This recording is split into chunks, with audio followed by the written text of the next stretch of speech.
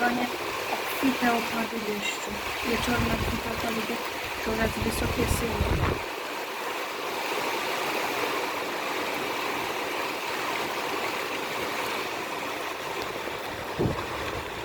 Sytuacja pogodowa pogarsza się.